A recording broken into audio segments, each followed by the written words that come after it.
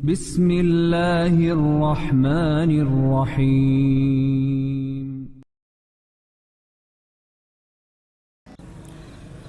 Alhamdulillah wassalatu wassalamu ala rasulillah wa ala alihi wa sahbihi wa mawalah wa la hawla wa la quwwata illa billahi wa ba'du. Kita lanjutkan kajian kita, masih membahas qasasul anbiya, kisah-kisah para nabi secara ringkas yang Allah subhanahu wa ta'ala cantumkan di dalam Al-Quranul Karim. Kalau kemarin kita membahas kisah bapak manusia kedua setelah Adam alaihi salatu wassalam, Nabi Nuh. Nabi Nuh alaihi salatu wassalam dianggap bapak manusia kedua karena manusia seluruhnya, termasuk kita yang hadir di sini, adalah semuanya keturunan putra Nuh alaihi salatu wassalam. Dan ketika Allah subhanahu wa ta'ala selamatkan Nabi Nuh dan para pengikutnya yang ada dalam kapal tersebut,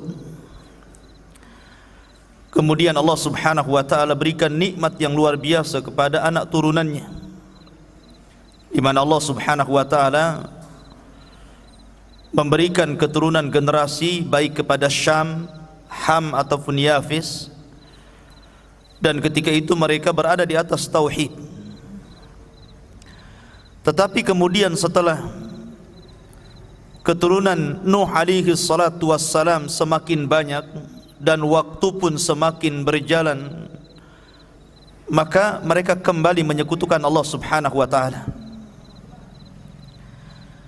Allah subhanahu wa ta'ala menjelaskan tentang satu kaum dari keturunan Iram yang sampai kepada Nuh alaihi salatu wassalam, di mana kaum ini Allah tidak pernah ciptakan sebelumnya. Bagaimana kekuatannya, kehebatannya, belum pernah Allah ciptakan kecuali kaum ini saja. Dan itu tadi dikutip oleh imam kita dalam salat subuh, alam tara kaifa fa'ala rabbuka bi'ad irama dhatil imad allati lam yukhlaq mithluha fil bilad. Bagaimana Allah subhanahu wa ta'ala telah melakukan ataupun berbuat sesuatu kepada kaum Ad, di mana Ad adalah keturunan Iram,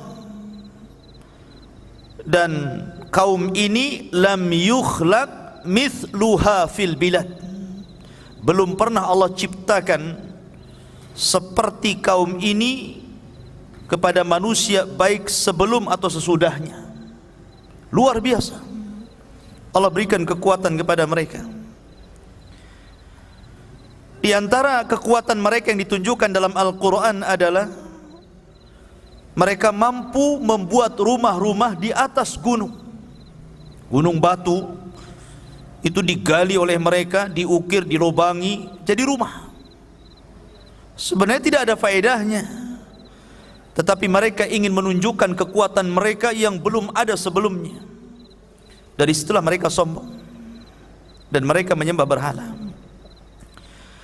Lah kaum Ad ini diutus kepada mereka seorang rasul, namanya Hud. Dan Hud itu nabi pertama dari nabi-nabi Arab,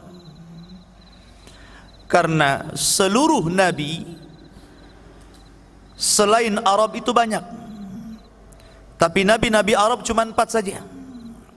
Dimulai daripada Hud, kemudian setelah Hud nanti kita kisahkan kisah Nabi Saleh, kemudian setelah Saleh kita kisahkan Syuaib, dan Rasul kita Muhammad sallallahu alaihi wasallam. Ini disebut nabi-nabi Arab, selainnya bukan Arab. Kebanyakan mereka nabi itu dari Bani Israel, keturunan Ibrahim dari jalur Ishak. Tetapi nabi-nabi Arab ini hanya 4 ini saja, karena mereka diutus di Arab. Dan kaum Ad itu letaknya di antara Oman dan Hadral Maut. Itu disebut Ad. Di situ ada kaum Ad dulu, kaum Iram. Itulah disebut Arab pertama. Tapi Arab ini telah musnah. Yang ada kaum Samud, kaumnya Nabi Saleh. Baru kemudian dari Samud ini banyaklah kemudian kabilah-kabilah Arab, sampai kepada masa Ismail ada satu kabilah namanya Jurhum. Ismail menikah dengan kabilah Jurhum dari keturunan Samud. Kemudian dari Jurhum ini beranak pinak, berkabilah-kabilah sampai ke bawah, sampai akhirnya lahirlah Nabi kita yang mulia alaihi salatu wassalam. Maka pada subuh ini kita akan kisahkan sedikit tentang kisah Nabi Hud. Bagaimana kisahnya? Hud kalau dilihat daripada nasab kepada Nuh, dia adalah cucu Nuh yang keempat. Jadi Nuh punya anak, anaknya punya anak, anaknya punya anak, lah Hud ini yang keempat dari keturunan Nuh alaihi salatu wassalam.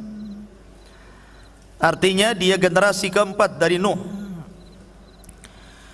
Dan subhanallah, sebenarnya ketika Allah subhanahu wa ta'ala menyelamatkan Nuh dan pengikutnya yang sedikit itu kemudian beranak pinak setelahnya, generasi kedua, ketiga, mereka masih mentauhidkan Allah, karena mereka masih mendapatkan cerita bapak-bapak mereka bagaimana Allah mengirim azab kepada kaum Nuh.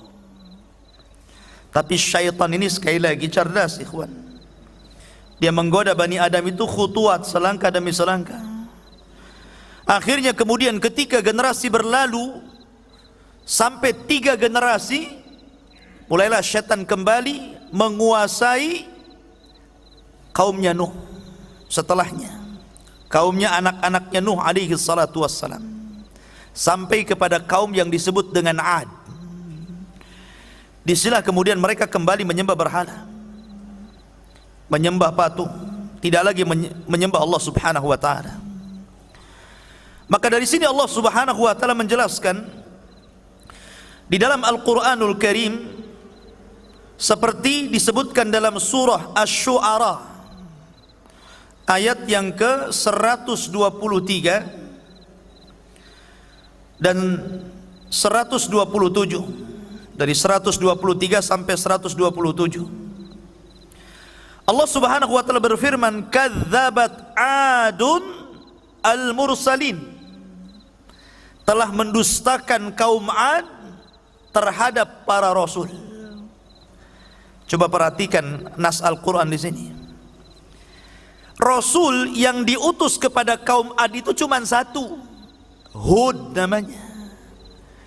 Tapi bahasa Al-Quran menggunakan kalimat jama', telah mendustakan kaum Ad para rasul. Padahal rasulnya cuma satu. Kenapa jadi para rasul di sini? Kan tidak banyak rasul yang dikirim kepada kaum Ad, hanya satu saja, kaum Hud. Bahasa Al-Quran ketika mengatakan bahwa kaum Ad telah mendustakan para rasul, karena siapapun di antara manusia yang mendustakan satu utusan Allah, berarti dia telah mendustakan seluruh utusan Allah. Sama dengan bahasa, siapa yang mendustakan satu ayat dalam Al-Quran, berarti sama dengan mendustakan seluruh Al-Quran. Itulah bahasa Quran seperti itu. Ya. Kemudian Allah mengatakan, idh qala lahum akhuhum, ketika Nabi mereka Hud berkata kepada kaumnya Ad, ala tattaqun, kenapa kalian tidak takut kepada Allah? Kenapa kalian tidak takut kepada Allah? Inni lakum rasulun amin, saya ini hanya sekedar utusan Allah yang menyampaikan amanah Allah, itu saja. Fattaqullaha wa ati'un, maka bertakwalah dan taati perintahku. Wa ma as'alukum alaihi min ajrin in ajriya illa ala rabbil alamin, saya tidak minta upah kepada kalian, karena saya hanya meminta upah kepada Allah Subhanahu wa taala. Seluruh para nabi, ikhwan, mereka mendakwakan dakwah tauhid, termasuk Hud alaihi salatu wassalam. Tapi lihat jawabannya, jawaban kaum Hud yang disebutkan dalam surah Hud itu sendiri, sampai diabadikan namanya, ya, seperti Nuh dijadikan nama surat, Hud juga dijadikan nama surat dalam Al-Quran, karena dia nabi pertama dari nabi-nabi Arab. Masalahnya, kalau Nuh disebutkan nama surat karena dia rasul pertama, supaya orang tahu kenapa Nuh dijadikan nama surat sementara banyak rasul dan nabi tidak dijadikan nama surat. Karena Nuh itu rasul pertama, sebagaimana Hud adalah nabi pertama dari nabi-nabi Arab. Ma'asyiral muslimin, mereka mengatakan dalam surah Hud, qalu ya Hud ma ji'tana bi bayyinatin wa ma nahnu bitariki alihatina an qaulika wa ma nahnu laka bimu'minin. Lihat, mereka mengatakan, wahai Hud, apa yang kau datangkan kepada kami ini, kami tidak melihat ada bukti bahwa engkau seorang rasul, seorang nabi. Bahkan kami tidak akan pernah meninggalkan Tuhan-Tuhan kami gara-gara ucapan, dan kami tidak akan beriman selamanya. Nih penyimpangannya di sini. Pertama, tidak percaya dengan utusan Allah. Yang kedua, tidak mau meninggalkan Tuhan-Tuhan mereka. Dan yang ketiga, mereka tidak mau beriman kepada apapun yang dibawa seorang rasul kepada mereka. Inad, ikhwan, takabur, sombong. Bahkan lebih parah lagi, mereka mengatakan, inna qula illa taraka ba'du alihatina bisu'in. Sesungguhnya yang kami katakan, wahai Hud, kecuali engkau akan mengalami kesialan dari ucapanmu yang datang dari Tuhan-Tuhan kami. Yakin dia dengan Tuhannya tuh, ya kan? Sangat yakin kalau engkau terus menyuruh kami meninggalkan Tuhan-Tuhan kami, hati-hati ucapanmu, kau akan kewalat, bahasanya seperti itu. Tuhan-Tuhan kami bisa membuat engkau celaka. Rupanya pemahaman tatoyur itu sudah ada sejak zaman Hud sampai hari ini, ya kan? Pemahaman tatoyur artinya menganggap sial atau menganggap sesuatu itu mendatangkan manfaat karena sebuah benda. Mereka menganggap seperti itu. Di zaman Nabi SAW tatoyur ada. Jadi orang-orang jahiliyah itu kalau mereka dagang, kalau nggak ke arah Yaman, kemana? Ke Syam. Rihlatas sita'i was saif, ke Yaman dan ke Syam. Jadi kalau mereka hendak menuju Syam, maka mereka akan mengambil burung merpati, kemudian diterbangkan. Kalau terbangnya ke arah yang hendak dituju untuk berniaga, berangkat dia. Kenapa? Karena dianggap bahwa burung itu membawa keberuntungan. Tapi kalau dia berangkat ke Yaman, tahu-tahu terbangnya malah ke Syam, nggak jadi itu. Kenapa? Ini tidak hoki ini. Di zaman Rasul, di zaman jahiliyah pakai burung. Tapi di zaman sekarang berkembang. Bukan pakai burung saja, ya, pakai ikan lohan, pakai burung perkutut, ya kan? Pakai burung beo tengah malam, burung hantu, macam-macam burung. Lah ini kan masalah, ikhwan. Bukan hanya burung, bukan hanya ikannya, sampai ke angka ada yang sial. Angka berapa tuh? Angka 13. Angka sial katanya. Coba bayangkan angka disial-sialkan. Angka kan nggak salah, ikhwan. Dan kalau tidak ada 13-nya kan nggak lengkap angka itu. Mana pula kan gitu. Lah ikhwah fillah muliakan Allah Subhanahu wa taala, dari sini berkembang tatoyur itu, memang berkembang seperti itu sampai hari ini. Ada yang tatoyur dengan suara, ada yang tatoyur dengan mimpi, ada yang tatoyur dengan yang didengar, ada yang tatoyur dengan benda, kan begitu sekarang ini. Tatoyur banyak. Sampai ada orang zaman dulu tuh ya, kalau tangan kiri kesemutan, mau dapat apa tuh katanya? Mau dapat duit ya. Kalau tangan kanan yang kesemutan dikejar debt collector katanya. Jadi sampai seperti itu ya, subhanallah. Dulu tidak boleh anak gadis katanya kalau makan di depan pintu nanti nggak laku gitu kan. Macam-macam tatoyur. Ada orang melahirkan kemudian ari-arinya harus dikubur, kemudian dikasih lampu, kemudian dikasih payung takut kehujanan.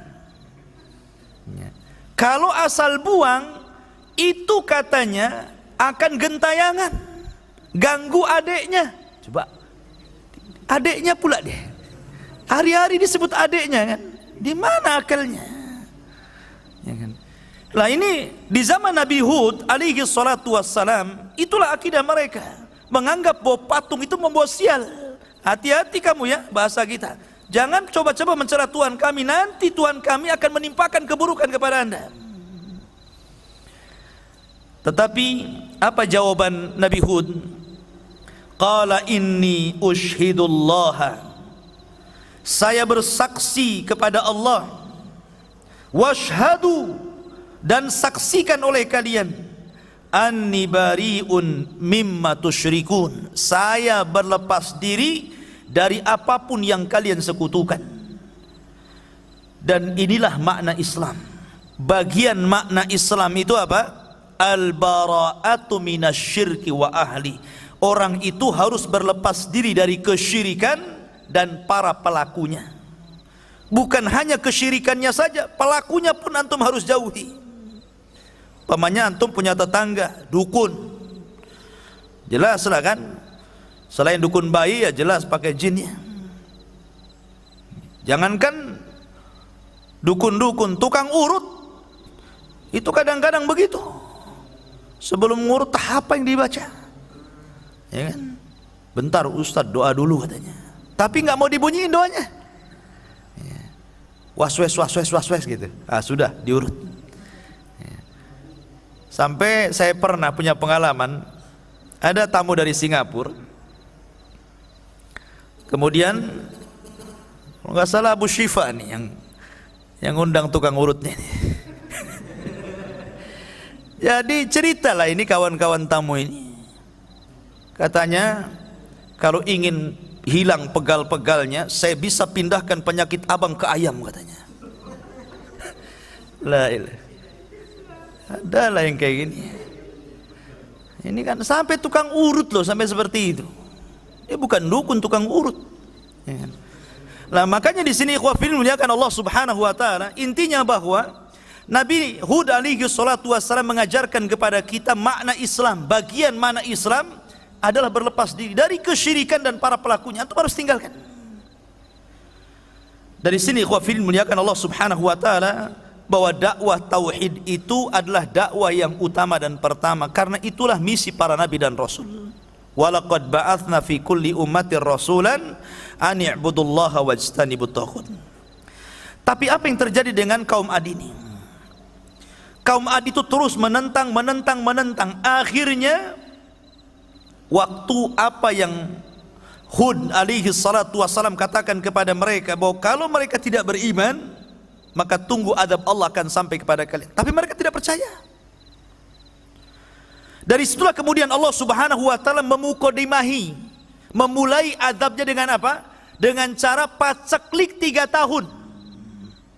Sementara kaum Ad itu penghasilan mereka dari pertanian.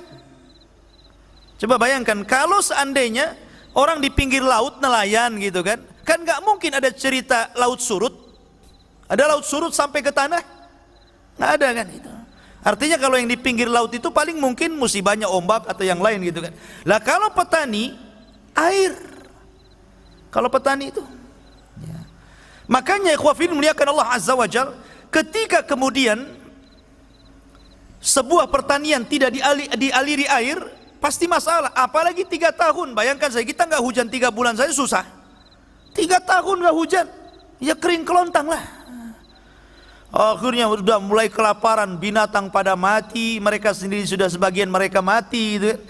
Maka mereka, sementara Hud ini sudah meninggalkan kaum Ad karena tidak mau lagi berdakwah kepada mereka. Safar Hud ini kemana? Ke Mekah ya, karena dia di Hadral Maut. Ad itu antara Hadral Maut dan Oman, dan sekarang satu-satunya jalur yang paling aman di Yaman itu lewat Oman, karena Son'a sudah dikuasai orang-orang Houthi, orang-orang Syiah. Jadi kalau orang ke Yaman lewat jalur Oman, makanya orang-orang Hadral Maut dekat ke Oman. Nah disitulah kaum Ad.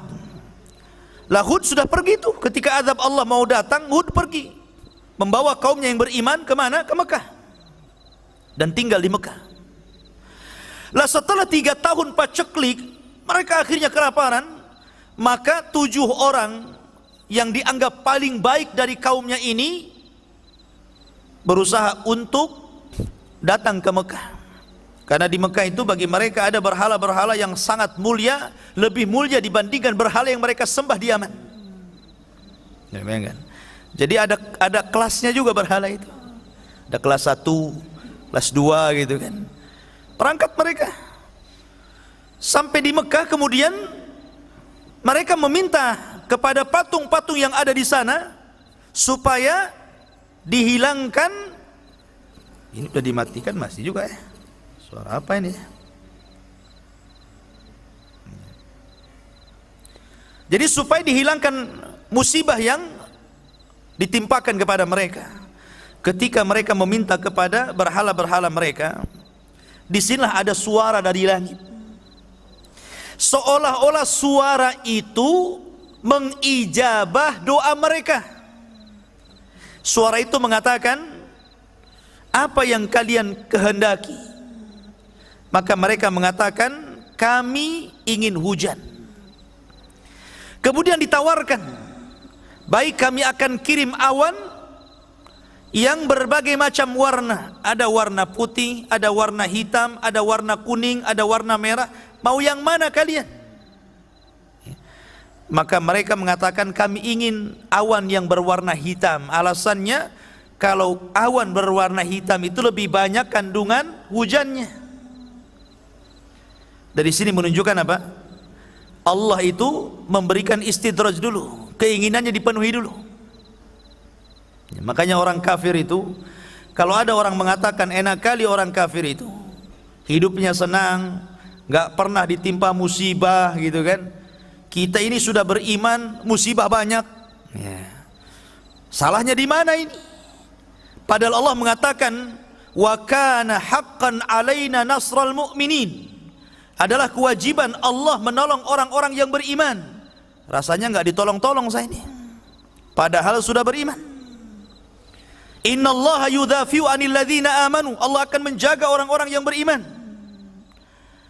Bahkan Allah mengatakan, man 'amila amalan min dzakarin aw untha wa huwa mu'minun falanuhyiyannahu hayatan thayyibah wa lanajziyannahum bi ahsani ma kanu ya'malun. Siapa yang beramal saleh dari laki-laki dan perempuan sementara dia beriman, maka kami akan cukupkan kehidupannya di dunia dan kehidupannya di akhirat. Ustadz, kami ini sudah beriman, agama kami Islam, tapi nggak pernah dicukup-cukupkan tuh hidupnya. Orang kafir kok enak kali hidupnya.